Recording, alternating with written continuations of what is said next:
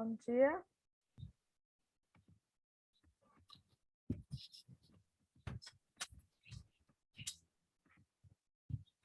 Olá.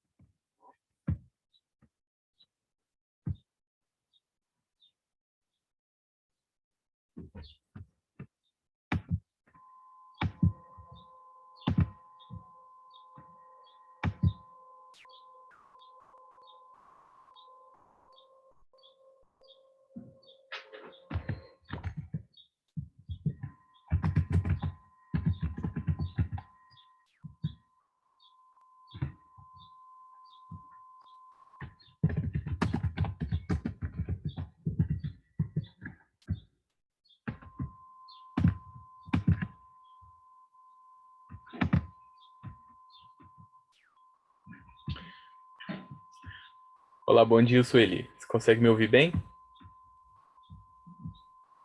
Sim, estou te ouvindo, ótimo. Tudo bom? Tudo bom, e você? Tudo tranquilo. Que bom, eu também estava fazendo uns testes preocupada porque estava achando que o meu microfone não estava funcionando. Ah, que bom.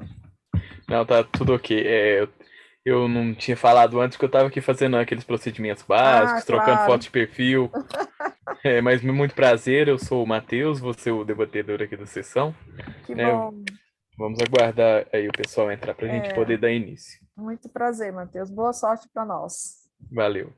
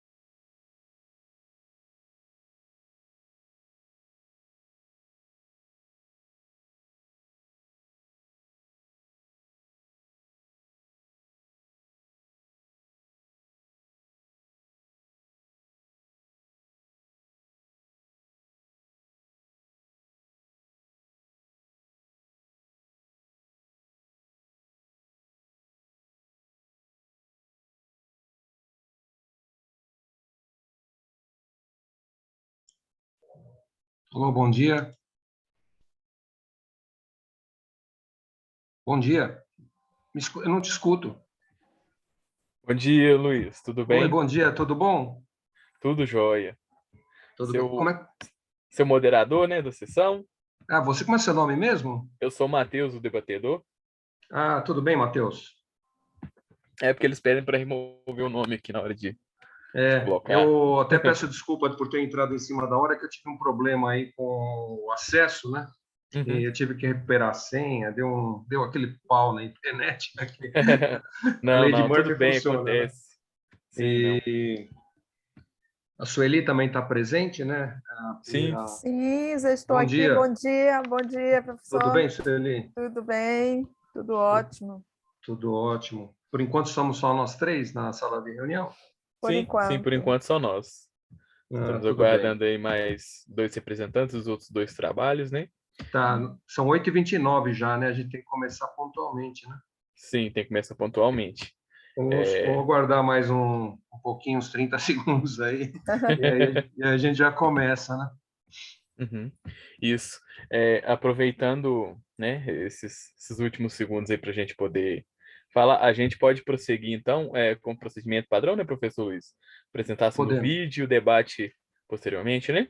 Sim, e só te peço, eles estão pedindo para colocar uns acessos no chat, aquelas Sim. mensagens de. Você pode pôr para mim? Como é seu nome mesmo? Desculpa, eu esqueci. Matheus. Matheus, você Matheus. pode pôr, colocar para mim no chat? Posso sim. Aí você me ajuda, porque nós estamos meio em cima da hora, né? Ah, sim, não, E tranquilo. tá ótimo, É, então. Então, vamos dar início? A reunião vai ser gravada, né? sim, já está em gravação. Excelente, tá ótimo. Então, nós vamos dar início aqui a essa sessão do 25º SEMEAD, de Organização e Processos para a Inovação. É um prazer estar aqui. Meu nome é Luiz Blonho, eu sou moderador da sessão. E nós vamos iniciar essa sessão com a apresentação do primeiro artigo, né, o primeiro paper, né, que é a Sueli, você está apresentando o trabalho o papel da universidade no contexto da quádrupla hélice, correto? Exatamente, Então, professor. podemos, bem-vinda, e podemos já colocar o, o vídeo do artigo, tá ok? Perfeito. Ok, Aí, eu vou, Matheus. vou compartilhar a tela então para a gente poder acompanhar. Um Tá, instante, por favor.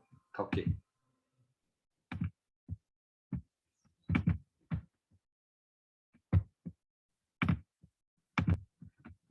A gente vai ter 8 minutos para o vídeo e depois iniciaremos os debates.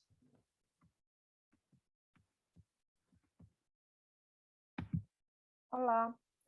O trabalho tem como título O papel da universidade no contexto da quádrupla hélice, revisão sistemática da literatura, de autoria de Sueli Xavier dos Santos, Cristine Hermann Nodari, Jussara Daniele Martins Aires, Wanderson Fernandes Modesto de Oliveira e Luana Araújo Matos.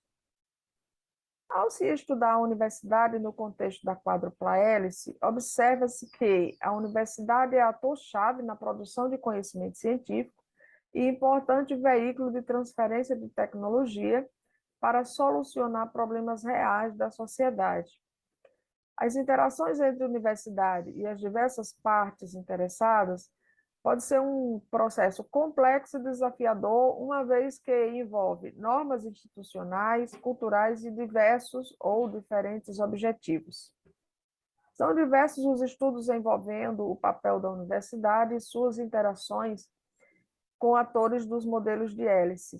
No entanto, as pesquisas envolvendo os atores da QH no processo de inovação são fragmentadas e ainda não estão consolidadas.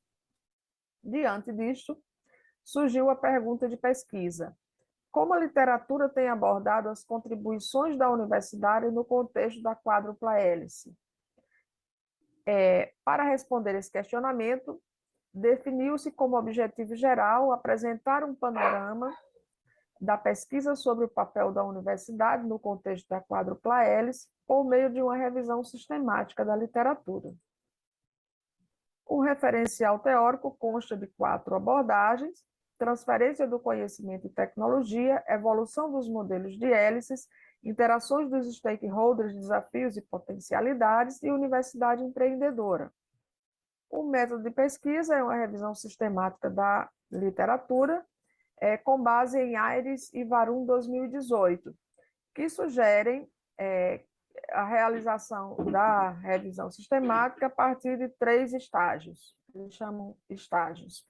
No primeiro estágio, de coleta de dados e resultados, tem-se o intervalo temporal de publicação no período de 2011 a 2022.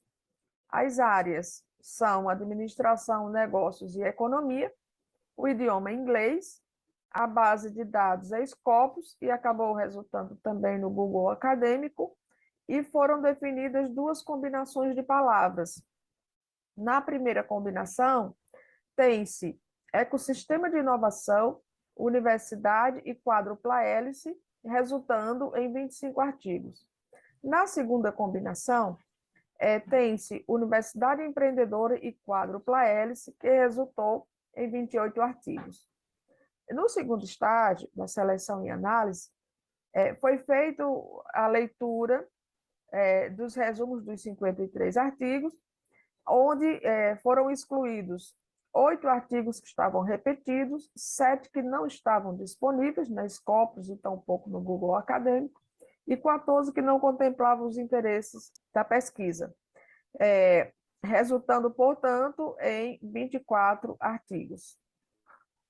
No terceiro estágio da análise de conteúdo, né, foi feita a leitura completa dos 24 artigos, onde se elaborou 2 frameworks de pesquisas, um para pesquisa teóricas e outro para pesquisa teórico-empíricas, cujo escopo dos frameworks consta de referência, objetivos, contexto geográfico, metodologia utilizada, principais resultados e conclusões, bem como recomendações e direcionamentos para pesquisas futuras. Como resultados, os artigos foram agrupados por temas, objetivos e contexto. No tema da transferência de conhecimento e tecnologia, foram 6 artigos, evolução dos modelos de hélice, 5 artigos, interações dos stakeholders, desafios e potencialidades, 5 artigos, e universidade empreendedora, com 8 artigos. Considerando o período de 2011 a 2022, o ano de 2020 surgiu como o ano de mais publicações, com 7 artigos. As pesquisas foram realizadas em contexto predominantemente europeu, são estudos teóricos e teórico-empíricos. As pesquisas utilizaram dados primários e ou dados secundários e observou-se que, nas pesquisas empíricas, a abordagem qualitativa predominou, bem como a técnica de entrevistas e análise de conteúdo. Como principais resultados e constatações, tem-se: as universidades são atores-chave na produção de conhecimento, no entanto, apenas uma parte limitada desse conhecimento chega até o mercado. A transferência de conhecimento é um processo complexo e requer envolvimento com atores de base social que estão inseridos na QH. Isso, portanto, demanda da universidade vínculos entre ações de educação, pesquisa e inovação. A QH é um modelo complexo, os estudos ainda são incipientes, e isso requer mais pesquisas que venham ajudar no melhor entendimento ou compreensão dos desafios das relações na QH. As interações entre os atores da TH é complementada pela abordagem da QH, na qual a sociedade é ator-chave quando se trata de ações de inovação para soluções de problemas reais. Dentre os estudos de hélice, a TH ainda aparece como o modelo pesquisado na literatura. Na QH, a interação da universidade com a sociedade, representada pelos diversos atores, requer confiança entre as partes. As relações da universidade com atores da QH ainda são frágeis. A interação da universidade com atores da QH, para que a inovação de fato aconteça, pode ser um processo lento, uma vez que demanda a criação e fortalecimento de uma cultura empreendedora. O fomento da inovação no ambiente acadêmico requer envolvimento de atores internos, como, por exemplo, os docentes. Isso demanda incentivo ao trabalho e colaboração, à pesquisa, satisfação pessoal, compartilhamento de conhecimento, entre outros. Os alunos também são atores importantes no contexto da cultura empreendedora, e associar essa teoria acadêmica com a experiência prática pode favorecer o desenvolvimento de uma melhor compreensão da inovação e criatividade. Como conclusão, a pesquisa cumpriu o objetivo ao apresentar um panorama dos estudos sobre o papel da universidade no contexto da QH. A universidade é um ator importante no processo, na produção e expansão do conhecimento, na formação de recursos humanos, tecnologia e inovação. Apenas uma parte limitada desse conhecimento consegue chegar até o mercado, uma vez que se trata de um processo complexo envolvendo atores de base social inseridos na QH. Apesar da crescente discussão sobre a inserção da sociedade como o quarto ator necessário no processo de inovação, a TH ainda é a hélice mais pesquisada. As relações da universidade com os diversos atores da QH ainda são frágeis, carece mais cooperação e confiança. A interação universidade-sociedade também vem sendo estudada numa perspectiva de universidade empreendedora, envolvendo a colaboração entre atores do ambiente acadêmico e demais stakeholders da QH.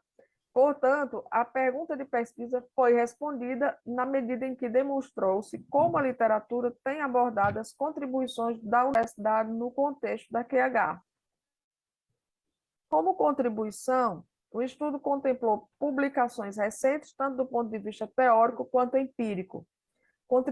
Contribuiu também para ampliar as pesquisas acadêmicas ao abordar o papel da universidade e a complexidade de suas interações com atores da QH. Como limitação, a restrição do número de artigos, que foram 24, e apenas uma base de dados, pode ser vista como um limitador. Como sugestões para pesquisas futuras, sugere-se desafios das universidades na interação com atores da QH, potencialidades e fragilidades nas relações universidade e atores da QH, e também contribuições da QH em contexto de universidade empreendedora. Estes são os principais autores que compõem a revisão sistemática da literatura, e muito obrigada. Perfeito. Nós vamos iniciar, então, agora, nós vamos iniciar agora a fase de discussão do artigo. Eu gostaria de saber aí, Sueli, se você tem algum comentário sobre o teu trabalho, a fazer alguma observação? Tenho sim, professor. Muito obrigada pela oportunidade. Agradeço ao SEMEAD pelo acolhimento, né, do meu artigo. Cumprimento também os colegas que chegaram depois de nós. Então, o que eu tenho a acrescentar é que esse artigo ele faz parte do escopo da minha tese de doutorado, que eu estou finalizando. Eu estou em fase de finalização das análises e possivelmente devo qualificar ainda este ano, né? Então, é o tema central da minha tese, o papel da universidade nesse contexto de QH, considerando o ecossistema de inovação no qual a universidade se insere, e com foco específico na relação universidade e atores da QH. E o que eu gostaria, então, de apontar, a priori, antes do debate, é que, de acordo com as minhas análises, com o que eu estou ainda levantando, eu já consigo vislumbrar ou confirmar alguns desses resultados que foram apontados aí na revisão sistemática da literatura. E aí eu então, deixo na condução dos senhores e a gente pode debater sobre isso também. Excelente, Obrigada. Obrigado. Matheus, você tem alguma observação sobre o artigo, algum comentário, algum questionamento para a Sueli? Primeiro, eu gostaria de dizer, né, uma temática bastante interessante, né, a quádrupla hélice, um assunto muito recente, né, que a gente vê que é cada vez mais frequente as discussões a respeito, principalmente, né, durante a apresentação, foi mencionado pela Sueli, né, o contexto europeu é muito forte nesse sentido, e até uma das coisas que eu queria perguntar para a Sueli é o seguinte, que eu estava observando, né, Sueli, durante a metodologia, né, no seu trabalho, eu vi que você utilizou ali a base de dados, né, da Scopus e o Google Acadêmico. Eu notei que você encontrou poucos artigos, né? E você estabeleceu o período de 2011 a 2022. Aí eu queria saber de você quais foram os critérios, né, que você utilizou para estabelecer esse período de tempo. Muito bem, Matheus. Na verdade, por ser uma temática que ainda está, na verdade, podemos dizer assim, em discussão, em início, né, de discussão, porque a TH, sabe-se que realmente é a hélice que vem sendo investigada há bastante tempo, então ela está consolidada, de certo modo, em termos de publicações. A QH não. Daí o meu interesse, a minha curiosidade, a minha inquietação de investigar a universidade nesse contexto do QH. Eu sou professora universitária de uma instituição federal, aqui no Rio Grande do Norte, a UFESA, e eu trabalho com empreendedorismo e também nesse contexto, né, de inovação, e eu sempre me inquietei com relação, por exemplo, como que a gente pode identificar esse papel tão relevante da universidade na geração do conhecimento, mas como que isso chega na ponta, de fato, para solucionar problemas reais da sociedade, que esse é o grande propósito da terceira missão, é fazer com que esse conhecimento da universidade chegue à ponta e não fique dentro, não é, da própria universidade, não apenas dentro, mas o propósito maior da terceira missão da universidade é levar isso até a sociedade, e levar isso em termos de soluções reais. Realmente, a universidade tem um papel preponderante na transformação do entorno onde ela está. Porém, isso precisa ser evidenciado na prática. Nós somos referência mundial em termos de publicações, estamos ocupando os primeiros rankings aí das principais universidades do mundo, porém a gente precisa saber qual é a contribuição que a universidade está dando de fato para a sociedade em termos de solução de problemas. Então, essa é a minha grande inquietação enquanto pesquisadora. E a quádrupla hélice me deu esse viés, porque é o braço da sociedade, do ator, o quarto ator é a sociedade, é ele que nos traz esse feedback, como é que a universidade está, de fato, se portando e tentando levar esse conhecimento para solucionar os problemas reais que estão lá na sociedade. Então, esse é o mote, né? E aí, com relação ao artigo especificamente, e a minha tese também, é que, por exemplo, como é uma área ainda em evolução nos estudos a QH, então, quando eu me debrucei sobre essa revisão sistemática, a minha tese consta de 2 revisões sistemáticas, essa é apenas uma delas, não é? Então, na primeira eu percebi que existia um gap muito grande de publicações sobre a QH ainda. Então, eu fui para a revisão, para essa segunda etapa da revisão sistemática, com base aí em Aires, eu achei interessante essa metodologia que eles utilizaram. Eu não defini, por exemplo, um recorte temporal, quando eu defini qual seria o caminho, o método, não é, que eu utilizaria para essa revisão, justamente porque eu queria saber tudo o que eu poderia encontrar em termos de publicações nacional ou internacional, porque eu também estava curiosa e continuo curiosa para saber o que o Brasil tem publicado lá fora sobre isso. Tudo bem, a quantidade de artigos é pequena, são 24 artigos, que foi o que eu consegui abarcar, né, através dessa metodologia. E nós não vemos nenhum artigo brasileiro dentro desse recorte, né, aí que eu estou mostrando, nessa parte da revisão. Não tem nenhum artigo brasileiro publicado lá, dentro desse contexto que eu elegi, não é? Agora, respondendo especificamente à tua pergunta, eu não delimitei o tempo, porque eu queria saber o que eu poderia encontrar, não é, dentro do escopo das palavras-chave que eu escolhi. Eu queria saber o que tinha publicado de QH. E percebe-se o quanto foi restringido aí o quantitativo de artigos, tá Dá certo? licença um pouquinho, Sueli, nós estamos com o tempo do debate já esgotado, mas Sim. nós vamos ter 22 minutos no final da sessão para a gente continuar, tá bom? Tá ótimo. Obrigado aí Perfeito. pela contribuição. Obrigada, professor. Eu que Obrigado, Matheus, agradeço. pela pergunta. A gente continua depois no final da sessão, tá? Está muito Tá ótimo. interessante, parabéns pelo trabalho. Obrigada. Então, agora nós vamos continuar com o próximo artigo, que seria o primeiro artigo, Capacidade Analítica de Big Data, BDAC. Nós temos o autor presente para a apresentação. Quem que seria o autor? Eu tenho aqui como... O autor está presente. Seria Fabiana Giroto. Fabiana Giroto. Tem alguém aqui do grupo presente? Não?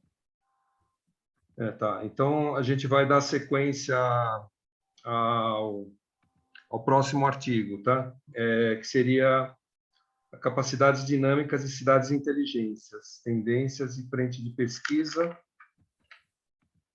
Quem é o autor que está presente na Sou eu, apresentação? professor. Nairana, Sou eu, bom Nairana. dia. Primeiro, bom dia a dia. você, ao Jorge, né, que se integraram aí a nossa, Bom dia. nossa sessão. Um bom dia. Muito obrigado aí pela participação de vocês. Eu que agradeço. Então, a gente pode dar sequência na apresentação, tá? A gente vai ter 8 minutos para a apresentação do vídeo de vocês. Esses dois são autores, né, do paper, né? O Jorge também é? Então, o Jorge está participando. E a gente então a gente vai dar sequência, o Matheus vai colocar o vídeo e depois nós vamos ter 8 minutos para o debate, tá bom? Combinado, obrigada. Matheus, por favor.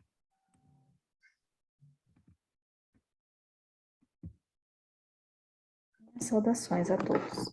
Eu sou Clarice Welter e vou apresentar o artigo intitulado Capacidades Dinâmicas e Cidades Inteligentes, Tendências e Frentes de Pesquisas.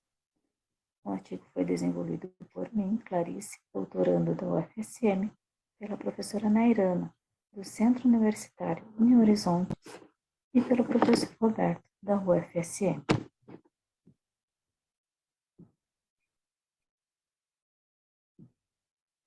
O aumento populacional e a crescente urbanização têm apresentado grandes desafios para as cidades. E para mitigar esses problemas e aumentar a qualidade de vida dos cidadãos e, ao mesmo tempo, aumentar a sustentabilidade e o crescimento econômico, o conceito de cidade inteligente vem emergindo. Esse conceito é um fenômeno complexo e dinâmico, que encontrar lentes teóricas para analisá-lo é um desafio. Nós argumentamos que a lente teórica das capacidades dinâmicas fornece uma perspectiva nova, a partir do qual pode-se abordar o contexto do desenvolvimento de cidades inteligentes e construir insights relevantes. Argumentamos também que desenvolver capacidades dinâmicas tem se mostrado como uma alternativa para cidades com o intuito de promover o desenvolvimento urbano e sustentável. A teoria das capacidades dinâmicas, ela tem como conceito central a capacidade de uma organização de integrar, construir e reconfigurar tanto suas competências internas quanto externas para lidar com ambientes em rápidas mudanças. E assim como qualquer organização, uma cidade também pode detectar e aproveitar as oportunidades apresentadas no ambiente e transformar-se com o intuito de aproveitar as oportunidades identificadas. Mas quais são as frentes de pesquisas no campo das capacidades dinâmicas de cidades inteligentes? O objetivo do presente artigo é apresentar as tendências de investigação relacionadas às duas temáticas. Com relação à coleta, ele se deu por meio de dados secundários na Web of Science. Como palavras-chave foram escolhidas a Smart City e Dynamic Capability no campo tópico. Não delimitamos nenhum período para seleção, devido ao tema ser recente. Nossa busca gerou 106 artigos do período compreendido entre 2013 até 2021. Para análise, empregamos a técnica de bibliometria denominada pareamento. Para executar esse pareamento, reduzimos a amostra a apenas artigos com apenas 2 laços, o que resultou em 73 artigos.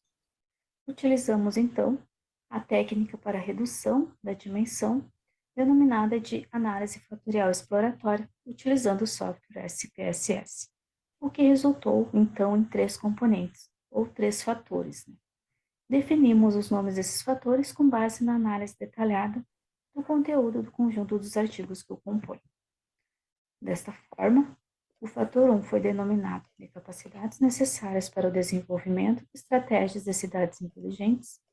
O fator 2 foi denominado de metodologias e ferramentas para prever e monitorar a dinâmica urbana. E o fator 3, potencialidades dos usos das TICs para o levantamento de dados para a tomada de decisão nas cidades. Os artigos que compõem o fator 1, eles vinculam-se à temática sobre capacidades necessárias para o desenvolvimento de estratégias de cidades inteligentes. Nós concordamos que as cidades inteligentes, elas desenvolvem sim capacidades dinâmicas, capacidades como capacidade de identificar oportunidades para se tornar inteligente, capacidade de aproveitar essas oportunidades e transformar as capacidades centrais das cidades inteligentes, capacidade de aproveitar o conhecimento local e o capital intelectual da população, capacidades tecnológicas, bem como capacidade de agilidade para responder às mudanças ambientais. Todas essas capacidades são extremamente necessárias para que ocorra, então, o desenvolvimento de uma cidade inteligente. 5 artigos compõem o fator 2, e esses artigos apresentam métodos de previsão das demandas urbanas, no que condiz a problemas como segurança, demanda de tráfego, poluição ambiental, mobilidade urbana e demanda energética. Nós notamos que os artigos que compõem esse fator buscam, por meio de dados coletados por intermédio das TICs, prever diversos cenários para os desafios presentes nas cidades e, assim, otimizar a tomada de decisão dos gestores. Esse conjunto de dados constitui uma rica fonte de informação, que podem ser usadas para extrair conhecimento útil para os municípios e cidadãos.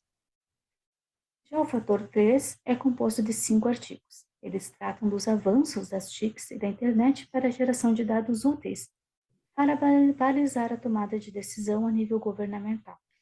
Os dados originados de uma diversidade de TICs, eles geram informações úteis que vão balizar a tomada de decisões por parte da governança da cidade, contribuindo assim para a solução dos diversos problemas presentes nas cidades. Foi possível identificar que as frentes de pesquisa elas estão relacionadas aos 3 grandes grupos já apresentados. Compreendemos que as cidades inteligentes elas desenvolvem capacidades dinâmicas e que essas capacidades auxiliam no processo de desenvolvimento de cidades inteligentes. Diante disso, estamos diante de um processo diligente e cíclico, que necessita acontecer por meio da interação de vários atores, tanto do setor público quanto do setor privado, mediado pelo uso de ferramentas tecnológicas para a geração de dados que vão auxiliar na tomada de decisão e na implementação de políticas eficazes orientadas a tornar as cidades inteligentes. Diante disso, apresentamos o framework das tendências de investigação. Concluímos, então, que as pesquisas sobre cidades inteligentes e capacidades dinâmicas, elas analisam fenômenos sociais, que dependem dos processos cognitivos dos indivíduos envolvidos. No entanto, tanto os fenômenos sociais quanto os processos cognitivos, eles devem ser analisados de forma integrada. Isso significa que para uma cidade se tornar inteligente, não depende somente da vontade de um ou de outro indivíduo, mas sim da integração de vários atores, que juntos vão fomentar o desenvolvimento das cidades. Aqui apresentamos as referências e muito obrigada. Excelente. Parabéns, Nairana, pelo interessante artigo. E nós vamos dar início agora à fase de discussão. Teremos 8 minutos para essa fase. Então, começo perguntando, Nairana, se você tem algum comentário específico sobre o trabalho a fazer, alguma coisa complementar. Não, eu acho assim, professor, apenas ressaltar que todas as contribuições, sugestões, elas serão muito bem-vindas, porque realmente é um trabalho que ainda está em desenvolvimento e a gente pretende posteriormente tentar submissão para alguma revista, então com certeza as contribuições serão bem recebidas e a gente vai conseguir desenvolver um pouco mais o artigo. Apenas isso, e aberta a perguntas, enfim. E esse trabalho ele é foco de um trabalho de tese ou dissertação de algum dos componentes do grupo? Ou... Isso. Ele, na verdade, não o artigo em si, mas o foco, que é a capacidades dinâmicas e cidades inteligentes, é foco do estudo da tese da Clarice. Ah, pois não. Tá, ok. Isso. Então, a gente está trabalhando em conjunto no desenvolvimento dessa parte mais teórica para, posteriormente, ela seguir para a coleta de dados. Excelente, obrigado. Matheus, você tem algum comentário sobre o trabalho a fazer, alguma observação, pergunta? Primeiro, eu gostaria de parabenizar, né, pela temática. Eu achei que ficou muito bem colocada, né, essa teoria das capacidades junto com o tema das cidades inteligentes. Obrigada. Eu particularmente, eu gosto muito dessa temática de cidades inteligentes, porque eu trabalho com a inovação responsável, então, assim, é uma temática que tem muita ligação. E no mais, eu queria, assim, só pontuar mesmo, que eu gostei, achei que a metodologia ficou bem interessante, né? Os resultados foram bem promissores. E, assim, apenas sugerir, né, como foi um estudo quantitativo, né? A única coisa mesmo que eu gostaria de sugerir é que colocasse um pouquinho mais dos detalhes em relação à construção dos fatores, né? Eu notei que foram gerados 3 fatores, né, em relação aos artigos, né? Vi que tem né, a tabela lá, a tabela 1, né, a análise de fatores, e explicar também um pouquinho a respeito do alfa de Cronbach, que é gerado de forma muito válida, né? E eu achei que ficou faltando um pouquinho de falar a respeito, né, sobre esse fator, né, do gerado. Então, é basicamente só isso mesmo que eu gostaria de pontuar. Excelente. Okay. Mas nós temos mais alguns minutos. Mais alguém gostaria de fazer alguma pergunta, consideração? Eu fico aberto aí para o plenário e depois, no final, a gente vai ter mais uns 22 minutos aí para a gente discutir bastante esse tema muito interessante. Ok. Mas ninguém... eu apenas gostaria de parabenizar, né, mais uma vez o trabalho, né, Matheus, obrigado pela contribuição. Esse tema de cidades inteligentes ele é muito relevante e eu especificamente trabalho também na área de inovação e fico vendo o artigo, eu fiquei pensando como seria interessante se você operacionalizar um trabalho tão relevante numa cidade, por exemplo, como São Paulo, né? especificamente na área de mobilidade, que eu estudo bastante há muitos anos. Nós temos aí 9 milhões de veículos, né? Então, eu vi que uma das frentes de análise de vocês é o aspecto da mobilidade urbana, né? Então, eu queria te perguntar até como desenvolver essas capacidades dinâmicas em termos de mobilidade urbana, se vocês fizeram algum recorte nesse aspecto aí do trabalho de vocês. Então, professor, assim, especificamente, a gente ainda não fez esse recorte nos fatores. O nosso objetivo, posteriormente, é desenvolver uma revisão sistemática da literatura, uma parte mais qualitativa para cada um dos fatores, porque aí sim a gente com certeza vai conseguir desenvolver essa análise individual e para esses, digamos assim, problemas. O que a gente já sabe de forma geral é que a teoria das capacidades dinâmicas, ela nos permite analisar o contexto, né, e o próprio desenvolvimento em si do que pode ser feito para desenvolver isso. Então, pegar essa lente teórica, ela vai nos possibilitar também encontrar algumas soluções. Claro que a gente vai ter que ver essas soluções, como foram feitas dentro das organizações, porque é uma teoria muito utilizada dentro das organizações, mas aplicá-la para um contexto maior, que são as cidades. Como exemplo, nossa, seria uma oportunidade imensa poder estudar isso em São Paulo, né? Que acho que a gente conseguiria trazer uma contribuição muito grande. Então, a gente consegue aproveitar essas oportunidades e transformar isso também numa contribuição teórica para capacidades dinâmicas. E sobre a modalidade, sobre a mobilidade, enfim, o que a gente identificou é que realmente a gente precisa analisar o contexto, como isso está acontecendo, mas nada disso é possível se a gente não analisar a nível de indivíduos também. E aí a gente até chamou atenção para a ideia dos processos cognitivos dos indivíduos. Então, o que a gente quer dizer com isso? Claro, é muito inicial ainda para a gente trazer isso como uma resposta, mas que realmente lá na formação do indivíduo, na própria aprendizagem de como se comportar no trânsito, enfim, como se comportar nesse contexto, a gente consegue trazer uma resposta para isso. Então, a gente precisa analisar o contexto, mas também precisa analisar o indivíduo. São duas frentes para trazer alguns resultados. Excelente. Não sei se eu respondi. Com certeza respondeu sim. E até depois eu gostaria eu estou fazendo um trabalho específico nessa área de mobilidade, né? Depois a gente poderia trocar mais informações, insights, né? No final a gente conversa um pouco mais. Vamos ter mais 22 minutos, né? Ótimo, excelente. Então, pessoal, eu gostaria de saber se mais alguém tem algum comentário antes da gente dar sequência a mais alguma pergunta, comentário. A gente tem 1 minuto ainda para encerrar essa parte de discussão. Mais ninguém? Ok, então.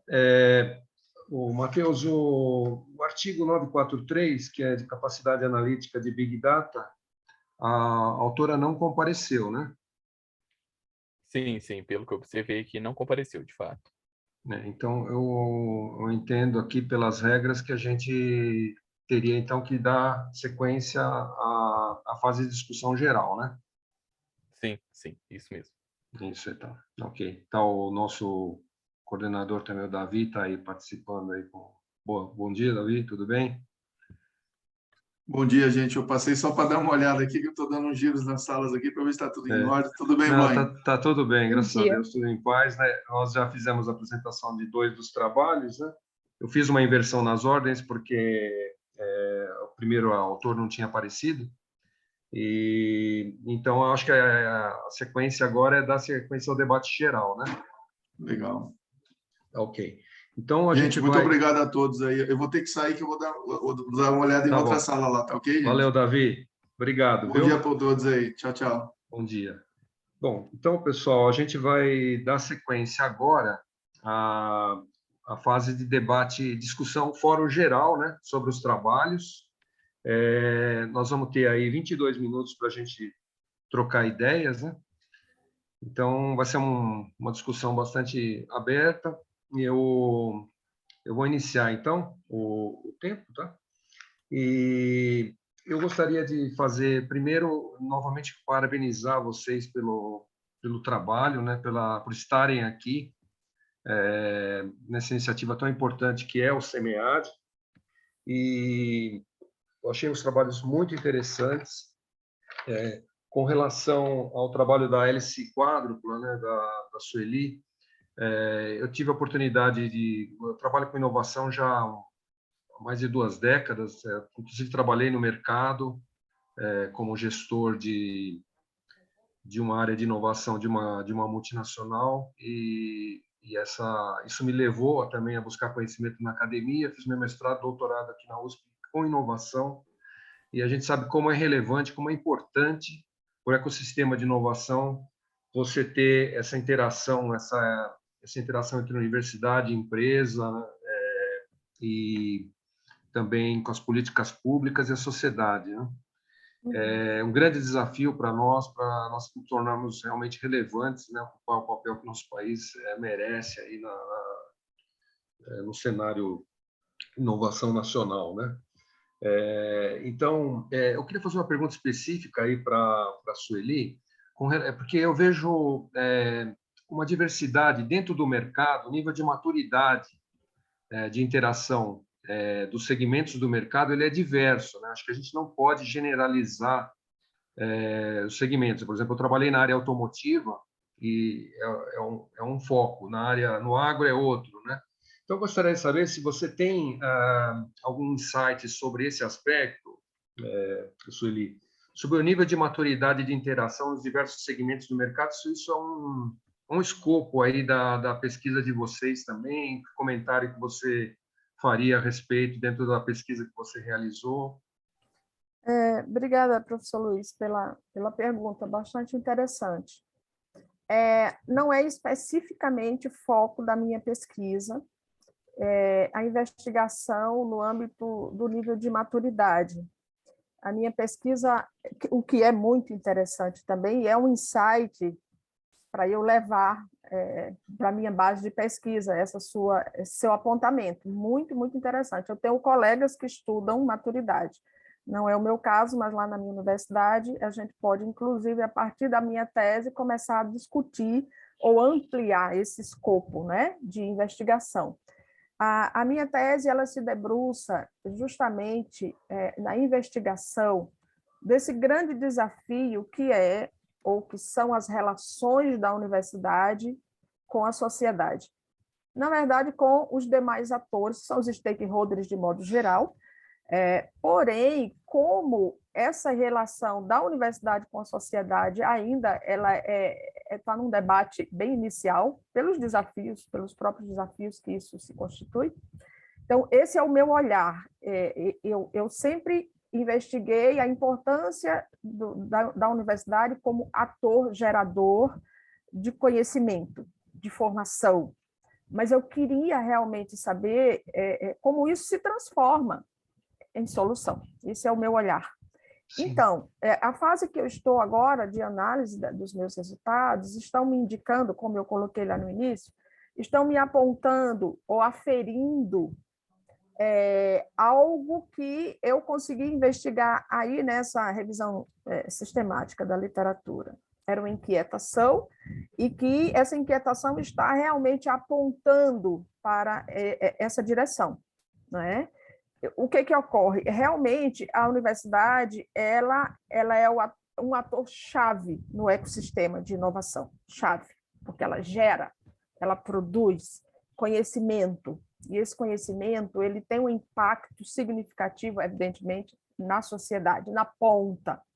O que ocorre? A minha pesquisa é qualitativa, eu investiguei, eu fui para o campo, eu consegui investigar 12 universidades federais, que esse é o meu foco, 12, Norte e Nordeste. Eu fiz o recorte dessas duas regiões. Por quê? Porque essas duas regiões são as regiões mais carentes do ponto de vista das políticas públicas, né? Norte e Nordeste. Curiosamente, a região Nordeste é a região que tem mais universidades públicas federais, 20. A região Norte tem 11. Eu consegui alcançar 12. sendo 5 na região norte e as demais na região nordeste.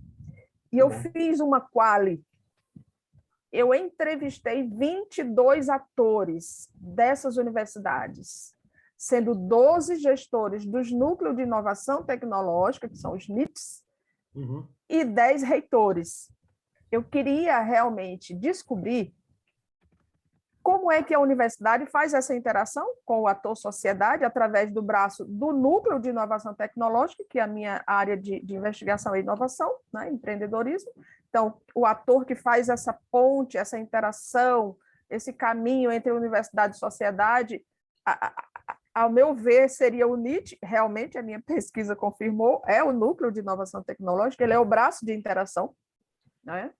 Então, mas eu queria ouvir não apenas o núcleo, eu queria ouvir também a gestão maior dessas universidades para saber o que eles pensam com relação à inovação, com relação ao empreendedorismo, com relação à contribuição que a universidade dá para a sociedade. Então, eu peguei essas duas frentes, eu entrevistei a todos eles, eu identifiquei que realmente o NIT, através do NIT, eu poderia mapear o histórico de relação entre universidade e ator-sociedade, que é o olhar da QH, que é o foco da minha pesquisa, e eu também queria saber desses líderes, desses gestores, desses reitores, como é que eles veem isso, se eles veem como uma política institucional, se eles consideram realmente a inovação como agregadora de valor para, né, resolver problemas. Então, eu vi esses dois, peguei os dois olhares. E eu estou descobrindo, estou finalizando minhas análises, que a universidade realmente confirma aí o que os estudos teóricos apontam, ela é um ator-chave no ecossistema de inovação. Tudo começa com ela por conta da geração do conhecimento, né? Porém, as relações da universidade com o quarto ator, elas são muito incipientes, são frágeis. Elas ocorrem de maneira pontual, realmente todas interagem de alguma forma com o quarto ator. Porém, essas relações, elas são fragmentadas. E ainda não se constitui uma política institucional, não é, bem definida, e do ponto de vista da liderança, da gestão maior, existe o entendimento dessa importância, porém, a cultura empreendedora, que é o que é o alicerce para a inovação, essa cultura ela ainda não está incorporada nas instituições. Por isso que as relações são fragmentadas, né? Porque ela não é vista ainda como algo que está inserido no DNA das federais, das instituições federais. Daí essa fragilidade nas relações. Universidade e ator, e quarto ator, que é a sociedade, nas suas várias frentes, né? E aí esse quarto ator ele tem muitos representantes, muitos. Tem as entidades de classes, mas não só, né? Tem muitos representantes. Eu vou aqui mencionar só o quarto ator como sociedade, não vou entrar no mérito de quem seriam esses microatores que compõem esse quarto ator, né? Que é a sociedade.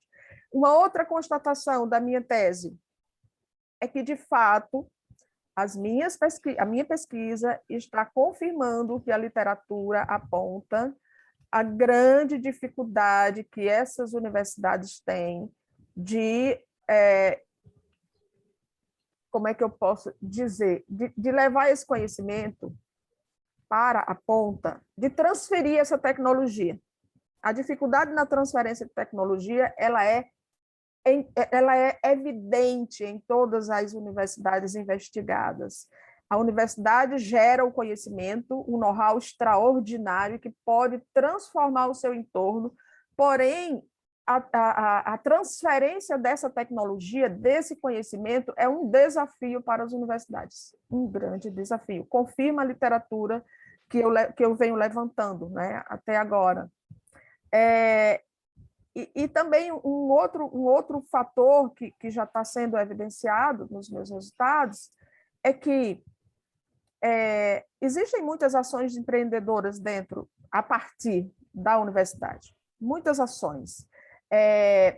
por exemplo, o fomento realmente através das empresas júniores, o fomento da criação de incubadoras, de parque tecnológico. Existem muitas ações, porém elas são pulverizadas.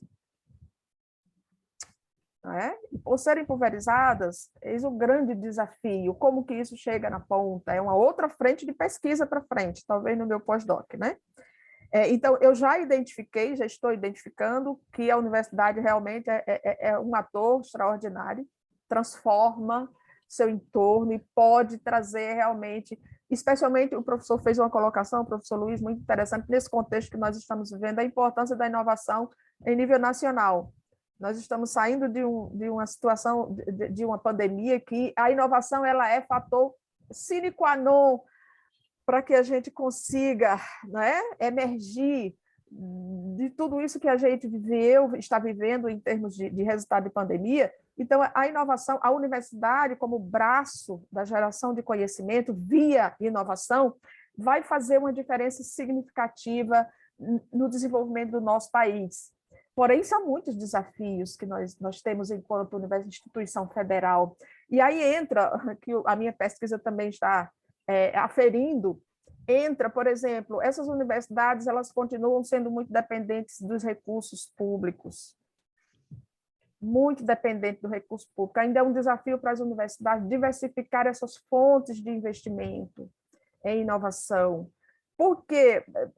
Porque realmente essa interação entre esses atores, não só o quarto ator, mas ainda os atores da TH, ainda é um desafio para as universidades. A Europa, ela está anos-luz lá na frente, né? As instituições lá da Europa, dos Estados Unidos, do Canadá, com relação a essas interações entre as hélices.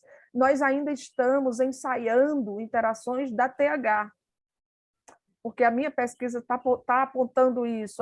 A universidade interage, ela tem relações, ela tem parcerias importantíssimas, porém com atores da TH ainda no início, ainda é desafiador. A cultura das universidades federais, ela ainda não incorporou essa, não sei, talvez a importância que tenha a diversificação desses recursos, e até sabe que é importante, mas é desafiador fazer essa gestão, como captar esses recursos. Por quê? Porque ainda predomina aquela cultura da dependência do recurso público. Isso é um grande desafio que tem que ser superado pelas nossas federais, entendeu? Então, a minha pesquisa está constatando, está aferindo o que a literatura vem pontuando, e, com certeza, até o final da minha análise, eu vou descobrir mais coisas também. Então, a universidade ela é um ator extraordinário e pode fazer toda uma diferença nesse contexto inovativo. Porém, os desafios são enormes ainda. Certeza. Entendeu? Meus parabéns, isso é motivante, né? Parabéns pelo seu esforço, pela lucidez da sua visão, da sua pesquisa para vocês. Gostaríamos de a gente continuar trocando informações, né? Porque é trabalho muito relevante. Muito obrigado, viu? Meus parabéns. Obrigada, professor. Vamos trocar, sim. Nairana, com relação ao teu trabalho, também, mais uma vez, eu enfatizo aí os cumprimentos pelo excelente trabalho que vocês desenvolveram. E me surgiu uma dúvida, né? Eu fiz uma pergunta para você na primeira fase dos debates, que foi em relação à questão da mobilidade, que eu estudo há muitos anos, né? Uhum. Mas também com relação a como desenvolver as capacidades dinâmicas no ecossistema de inovação, né? Nas cidades inteligentes. Quais são seus insights a respeito disso? Uhum. Então, obrigado, professor. No próprio trabalho, a gente tentou sintetizar os principais resultados que a gente encontrou, né, na pesquisa como um todo, pelo framework. Então, nesse framework, a ideia foi a gente colocar a interseção, como que isso acontece, como que a gente pode desenvolver estratégias, que aí a gente colocou até algumas, descreveu pelos artigos que nós analisamos as boas práticas. Então, ali a gente até trouxe colaboração, trouxe governança, conhecimento, criatividade, enfim. E também a gente colocou os conceitos da capacidade dinâmica, pensando nesses conceitos, como que eles podem viabilizar cidades inteligentes. E aí a gente colocou, por exemplo, agilidade do governo, que aí vinha algumas coisas que eu acredito que sejam mais relevantes que a gente precisa aprofundar, né? Políticas públicas voltadas para isso, redes de relacionamento, capacidade tecnológica, que é essencial e que, inclusive, depois foi uma dos fatores que a gente identificou, que foi a tecnologia da informação, enfim. E também, aí na terceira ordem ali de análise, a gente tentou identificar as potencialidades da tecnologia da informação e comunicação. Por quê? Porque a gente acredita que os dados, eles são relevantes para tomadas de decisões. E principalmente para tomada de decisão de quem? Não só dos gestores, mas principalmente das pessoas que vivem nessas cidades. Então, se esses dados referentes às cidades, eles estão chegando às pessoas, a gente acredita que a tomada de decisão, ou seja, um exemplo simples, o ir até um lugar ou a fazer alguma coisa, estando em um momento de caos, digamos assim, vai influenciar. Então, os dados, eles precisam chegar na população de alguma forma. Por isso que a gente considera tão importante as tecnologias de informação e os dados necessários. E nesse contexto, a gente não está falando só da tomada de decisão, por exemplo, numa situação específica, mas numa situação, por exemplo, de segurança, numa situação de poluição ambiental, numa situação, por exemplo, de várias demandas relacionadas ao dia a dia, à vivência das pessoas. E, além disso, também, a gente sabe que soluções participativas que provêm da internet, ou seja, as pessoas colocando as informações, as pessoas compartilhando informações são relevantes. Um próprio exemplo disso é o Waze, né? Quando estou trazendo um exemplo prático do que acontece e da forma que a gente quer trazer isso para o nosso texto. O que acontece no Waze? São os próprios indivíduos que fornecem informações com relação a acidente, com relação a outros tipos de situações. Então, como que, através de algo maior, a gente consegue instituir isso para os indivíduos como um todo? E aí está super relacionado à inovação, está super relacionado a esse desenvolvimento de outras tecnologias emergentes que eu acredito que vêm para auxiliar nesse processo. Professor, não sei se eu respondi sua pergunta, mas assim, o que a gente entende é mais ou menos isso nesse início de pesquisa. Eu achei muito interessante, muito relevante esse insight que você colocou sobre a interação da sociedade, da comunidade como um todo, né? A construção dessas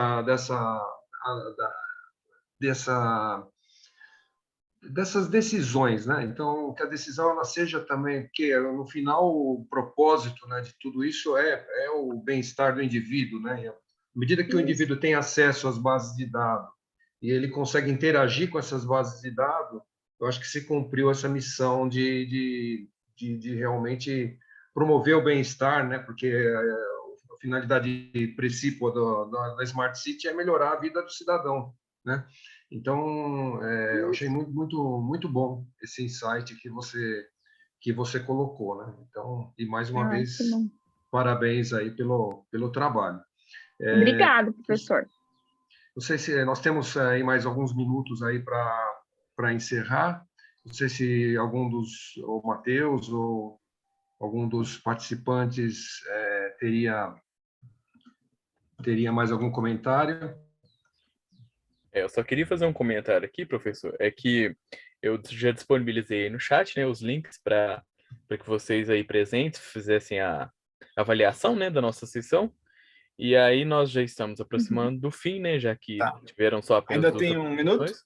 Mas nós ainda temos alguns minutinhos assim. Temos mais 2 minutos. 2 minutos. Aí após isso eu vou convidar vocês, né, para passar para a sala de networking, que eu já disponibilizei o link também. Bacana, bom, obrigado, professor Luiz, pelo espaço, obrigado, Matheus, pelas orientações. Eu vou, sem dúvida, preencher também. Parabenizo a professora Sueli, não cheguei a ver a sua apresentação, infelizmente, tá? Cheguei atrasado, mas consegui pegar a da professora Nairana, e aí eu rapidamente gostaria de parabenizar né? E citar que eu achei bem interessante a divisão a técnica bibliométrica por pareamento, né? Particularmente eu não conhecia. Gosto bastante da integrativa, da revisão sistemática, mas essa técnica de pareamento ainda não utilizei, vou pesquisar depois. E gostei do fato de criar fatores distintos para buscar, como se fosse guias, né? O que buscar em cada um dos papers, né? Então, bem interessante. Assim como o colega Matheus lembrou, eu também, por se tratar de um trabalho quant, né? Colocaria números, ou deixaria mais evidente. Eu não li o paper, né? Só assisti a apresentação. Mas quando você fala, foram encontrados X artigos no fator 1, demonstra para a gente, né? Não estava escrito nenhum número na apresentação, então é bacana a gente saber quantos foram ao total e dentro de cada fator o que encontrou com mais ou menos frequência, né? Até para a gente Ótimo, levantar... obrigada. Nada, até mesmo para a gente levantar a lacuna, né? Que eu acho que é um dos objetivos de uma revisão sistemática, então, ou de uma revisão de literatura. Então, só mesmo parabenizar e evidenciar esse fato. Obrigada. Eu anotei o e-mail do professor Luiz aqui e também coloquei o meu e-mail aí. Tá. Caso alguém quiser algum material com relação à bibliometria, estou à disposição. Temos o máximo interesse aí em conhecer, aprofundar o trabalho de vocês. Mais uma vez, parabéns, né? Então, agora nós já estamos aí nos aproximando aí do final da sessão, né, Matheus? E eu agradeço pela participação de todos. E, a partir desse momento, eu declaro aqui encerrada a sessão e convido a todos para irem para a sessão de networking com o link que o Matheus colocou, tá ok? Então, obrigada a todos. Okay, parabéns, muito obrigada. Muito obrigado. Para todo mundo. Parabéns, Eli. Boa sorte. Vamos em frente para promover a inovação aqui no nosso país. Vamos lá. Amanhã estarei no Sapiens, meu artigo vai ser discutido lá. E, excelente. Professor Antônio, Luiz, eu entrarei em contato, porque eu tenho muito interesse em continuar discutindo aí com o senhor. Tá. E me apropriando dessa sua expertise para aprimorar a minha discussão na tese. Muito obrigada, Matheus. Estou anotando aqui seu Sueli com S minúsculo, viu, professor? É minúsculo? É minúsculo, apareceu aí de gaiato maiúsculo, tá bom? Sueli.xavier@ufessa, que é a minha universidade.edu.br. E parabéns, Nayara, muito interessante. Eu tenho um colega de doutorado que estuda cidades inteligentes, e eu olho assim, meio que de fora, mas é bastante interessante a discussão sobre. Parabéns, viu? Obrigada, parabéns para você também. Sucesso na tese aí. Obrigada. Obrigada, professor. Excelente dia a todos. Muito obrigado. Obrigada. Tchau. Tchau. Bom dia, obrigado. Bom dia. Vou encerrar. A gente pode sair da sessão, professor, que aqui ela vai encerrar sozinha. Tá bom? Tá certo. Obrigado, Matheus. Obrigado Tudo de bom você, pelo professor. suporte, tá? Tudo de bom, bom congresso a todos. Valeu. Tchau. Tchau.